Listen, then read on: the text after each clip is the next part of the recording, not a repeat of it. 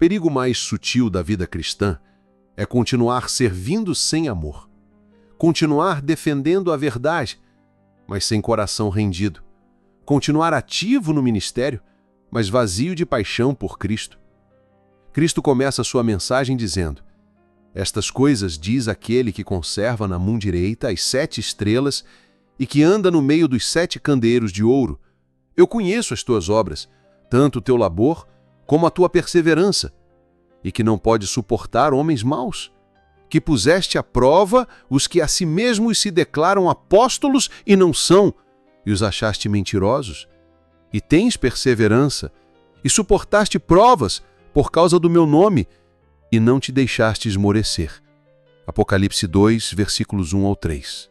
À primeira vista, Éfeso parece uma igreja exemplar, trabalhadora, fiel na doutrina, perseverante na perseguição.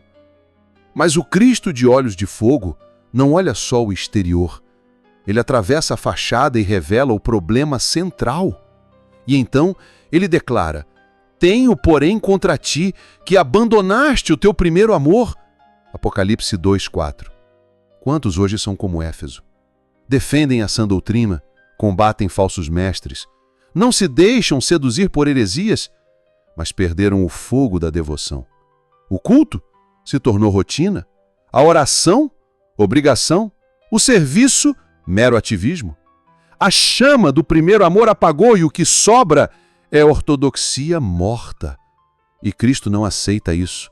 Ele não se impressiona com cargos, ele não se satisfaz com tradição, ele exige amor verdadeiro, coração quebrantado, devoção ardente.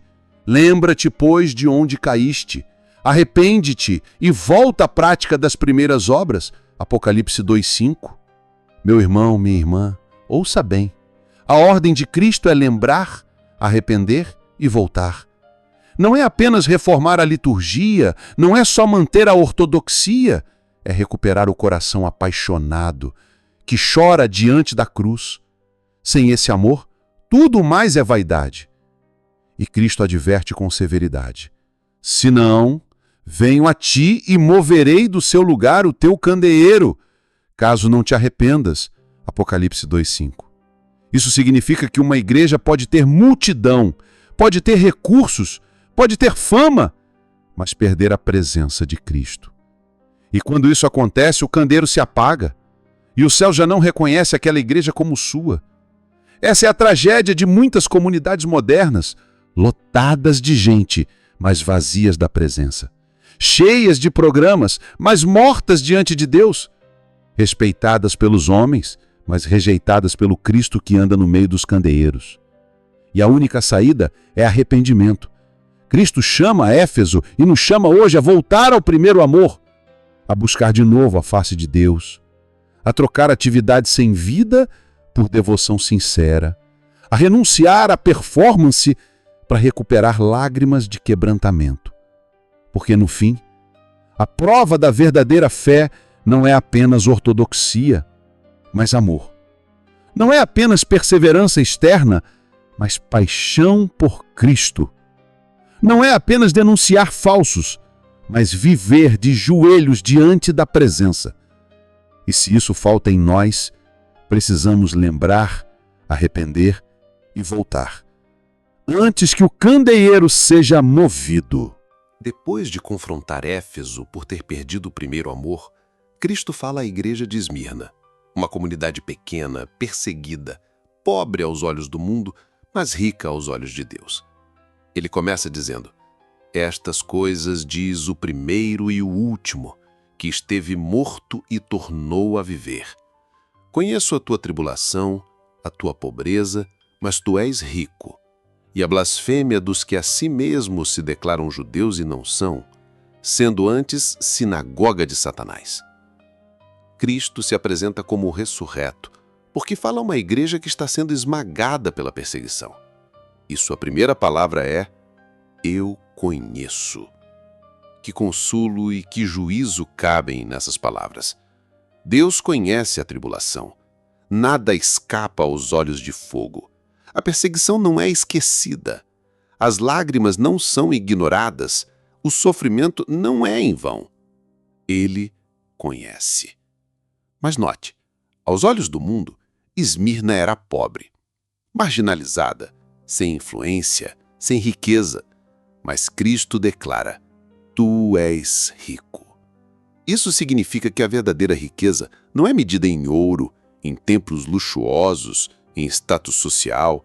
A verdadeira riqueza é medida em fidelidade a Cristo. Meu irmão, minha irmã, quantas igrejas hoje parecem ricas aos olhos humanos, mas são miseráveis diante de Deus? E quantas comunidades desprezadas pela sociedade são, na verdade, tesouros diante do trono, porque permaneceram fiéis no meio da perseguição. Esmirna nos lembra de algo que a igreja moderna esqueceu. O evangelho verdadeiro atrai perseguição. O Cristo real gera rejeição. E o discipulado autêntico custa caro. Todos quantos querem viver piedosamente em Cristo Jesus serão perseguidos. Se sua fé nunca incomoda o mundo, talvez você não esteja vivendo o evangelho. Cristo então adverte: nada temas das coisas que tens de sofrer.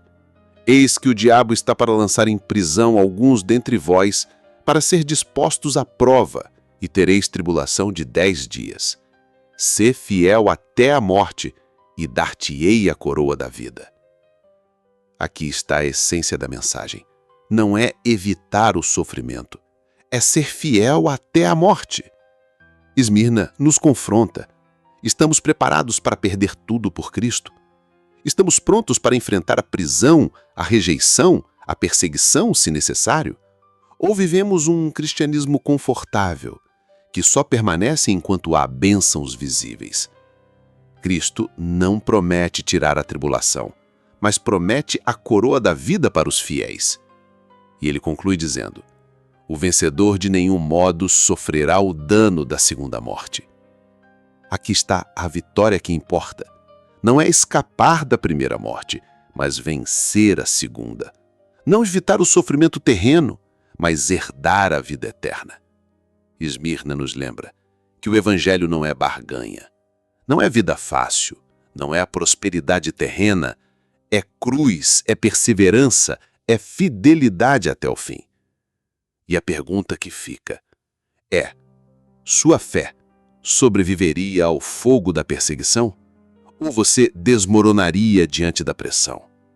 Já Cristo nos avisou: apenas os fiéis até a morte receberão a coroa da vida. Cristo agora se dirige à igreja de Pérgamo, uma comunidade que vivia cercada pela idolatria e pelo poder do império. E ele se apresenta dizendo: estas coisas diz aquele que tem a espada afiada de 2 gumes. Antes de qualquer elogio, Cristo se mostra como juiz. Sua palavra é espada, e ninguém em Pérgamo escaparia dela. Ele reconhece: conheço o lugar em que habitas, onde está o trono de Satanás, e que conservas o meu nome, e não negastes a minha fé, ainda nos dias de Antipas, minha testemunha, meu fiel, o qual foi morto entre vós, onde Satanás habita. Cristo não ignora a fidelidade de muitos em Pérgamo. Havia perseverança, havia confissão do nome de Jesus, havia até mártires que deram a vida pela verdade. Mas nem tudo estava correto. Então vem a acusação: tenho, todavia, contra ti algumas coisas. Tens aí os que sustentam a doutrina de Balaão, o qual ensinava a Balaque a armar ciladas contra os filhos de Israel, para que comessem coisas sacrificadas aos ídolos e praticassem a prostituição. Outros, da mesma forma, têm os que seguem a doutrina dos nicolaítas. Ou seja, Pérgamo resistia à perseguição externa, mas cedia à corrupção interna. E aqui está o perigo que continua vivo em nossos dias. A igreja pode suportar o ataque do mundo, mas morrer por dentro quando tolera o pecado. Pode confessar Cristo com os lábios, mas negar com a prática. Pode resistir à espada do império, mas cair diante da sedução da idolatria, da imoralidade, da falsa doutrina.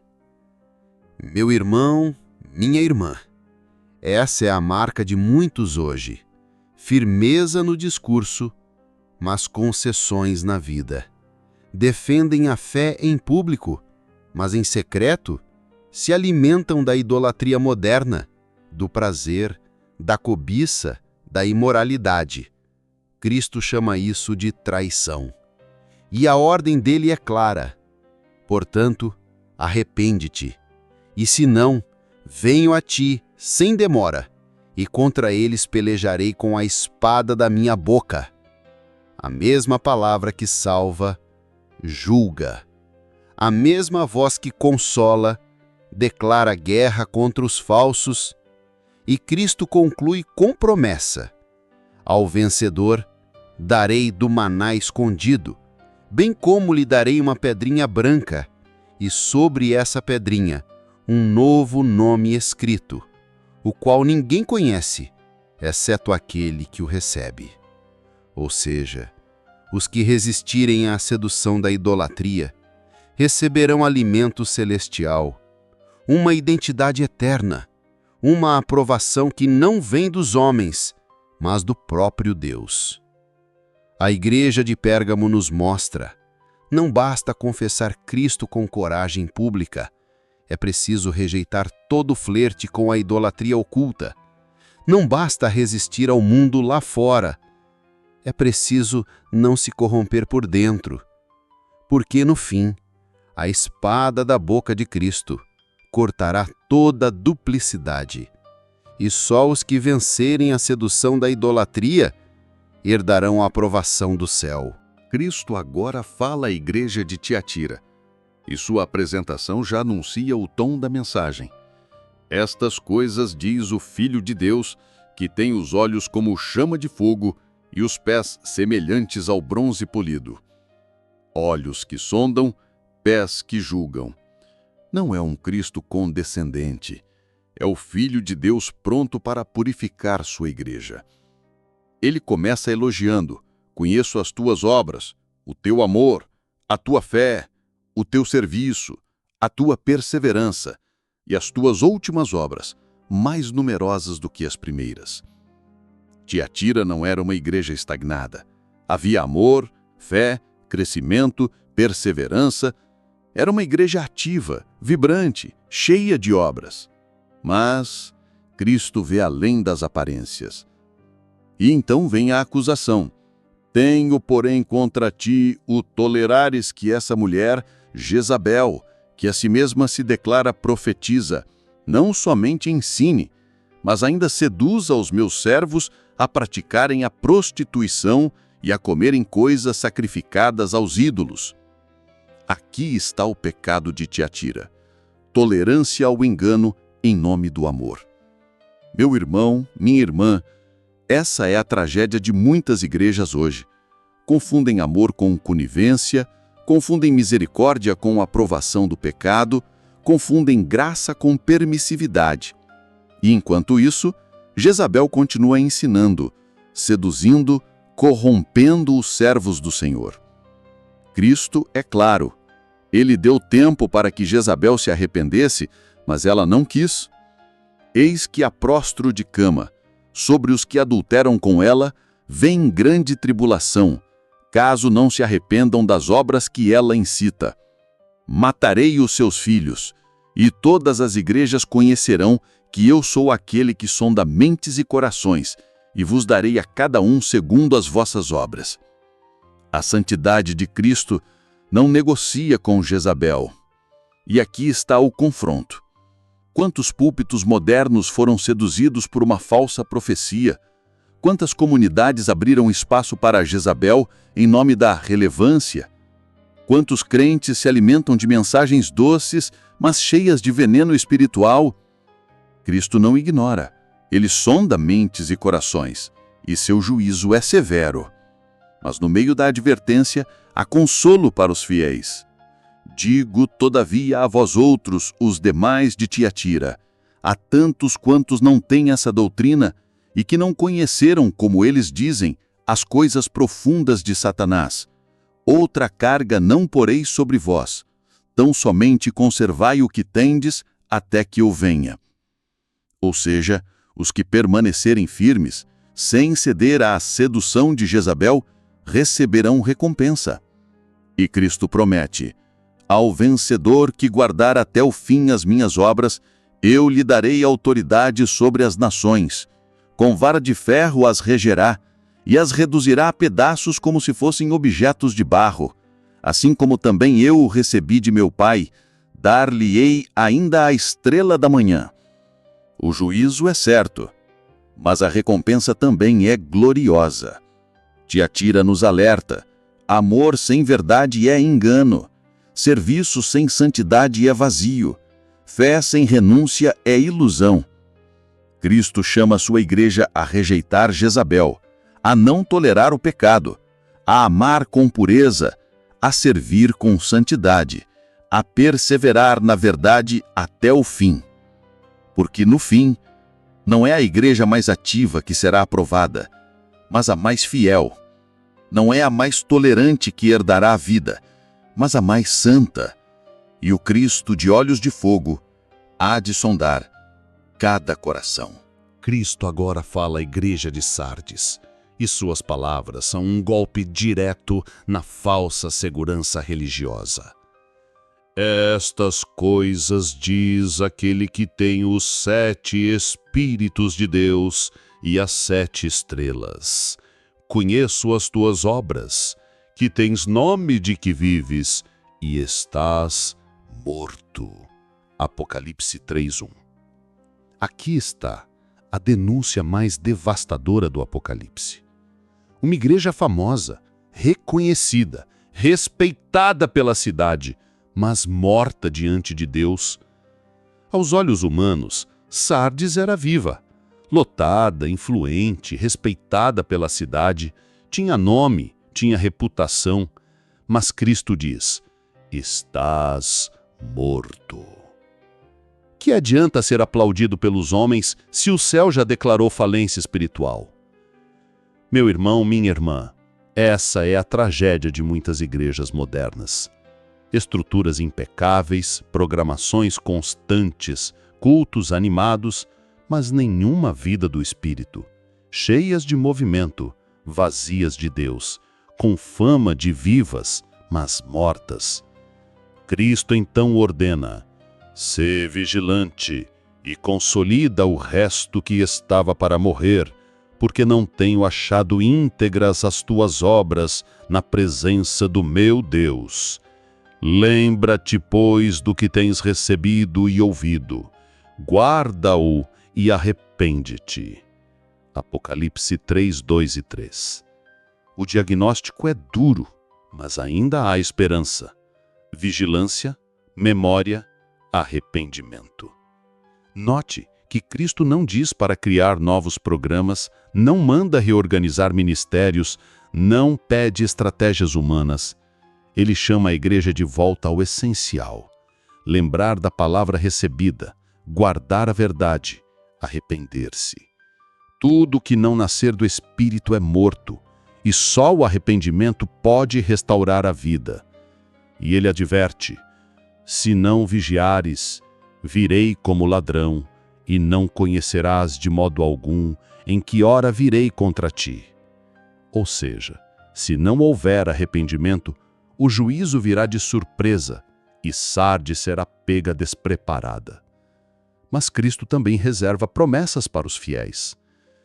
Tens, contudo, em Sardes, umas poucas pessoas que não contaminaram as suas vestiduras e andarão de branco junto comigo, pois são dignas. O vencedor será assim vestido de vestiduras brancas, e de modo nenhum apagarei o seu nome do livro da vida. Pelo contrário, confessarei o seu nome diante de meu Pai e diante de seus anjos. Apocalipse 3, 4 e 5. Mesmo numa igreja morta, há um remanescente fiel, e Cristo promete vida eterna para eles. Sardes nos confronta com uma pergunta urgente: temos aparência de vida ou a realidade do Espírito? Somos reconhecidos pelos homens ou aprovados por Deus? Nos contentamos com reputação ou buscamos a presença? Porque diante do Cristo glorificado, a aparência não salva, o nome não garante, só a vida nascida do alto permanece. Chegamos à carta mais dura de todas, Laodiceia. Cristo não elogia nada nessa igreja. Nenhuma obra, nenhuma fidelidade, nenhum consolo. Apenas denúncia e juízo. Ele se apresenta dizendo: estas coisas diz o Amém, a testemunha fiel e verdadeira, o princípio da criação de Deus. Apocalipse 3:14. Ou seja, quem fala é a verdade absoluta. Não há espaço para contestação. E então vem a sentença: conheço as tuas obras, que nem és frio nem quente. Quem dera foras frio ou quente. Assim, porque és morno e nem és quente nem frio, estou a ponto de vomitar-te da minha boca. Apocalipse 3:15-16. Não há metáfora mais repulsiva. Cristo olha para a igreja de Laodiceia e diz: vocês me causam náuseas espirituais. A mornidão é a pior condição da fé. Não é rejeição aberta, mas também não é entrega total.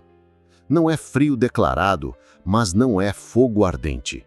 É o meio termo cômodo que acha que está seguro, mas está prestes a ser rejeitado. E Cristo denuncia a falsa segurança deles. Pois dizes: estou rico e abastado e não preciso de coisa alguma, e nem sabes que tu és infeliz, sim, miserável, pobre, cego e nu. Apocalipse 3:17. Laodiceia era próspera financeiramente, orgulhosa da sua riqueza, mas espiritualmente era miserável. Meu irmão, minha irmã, quantas igrejas hoje são iguais a Laodiceia? Lotadas de recursos, cheias de estrutura, ricas em números, mas pobres em vida, autossuficientes, mas cegas diante do Cristo que já está do lado de fora.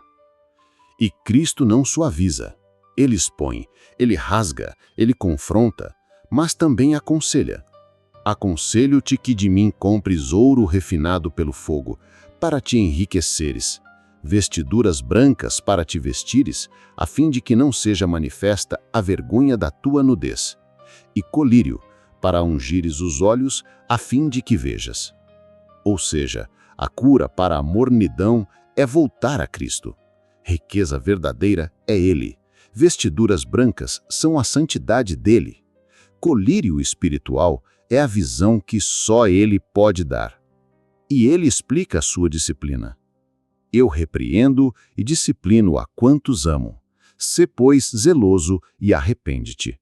Até sua correção é sinal de amor. Cristo não abandona de imediato, ele chama ao arrependimento, mas o tempo é curto. E então vem o apelo que atravessa os séculos. Eis que estou à porta e bato. Se alguém ouvir a minha voz e abrir a porta, entrarei em sua casa e cearei com ele, e ele comigo. Cristo já não estava dentro da igreja de Laodiceia, estava do lado de fora, batendo. Que tragédia! Uma igreja funcionando sem Cristo. E por fim, a promessa: ao vencedor, dar-lhe-ei sentar-se comigo no meu trono, assim como também eu venci e me sentei com o meu Pai no seu trono. Até para a igreja mais morna, há esperança de vitória, se houver arrependimento. Laodiceia é o retrato da apostasia moderna. Rica em aparência, mas pobre em essência. Orgulhosa de suas conquistas, mas vazia da presença. E Cristo declara: ou se arrependem, ou serão vomitados. E a pergunta que ecoa para nós é simples e devastadora. Sua vida, sua igreja, sua fé, são quentes, frias ou mornas. Cristo ainda bate à porta. Mas se você não abrir agora, pode ser tarde demais.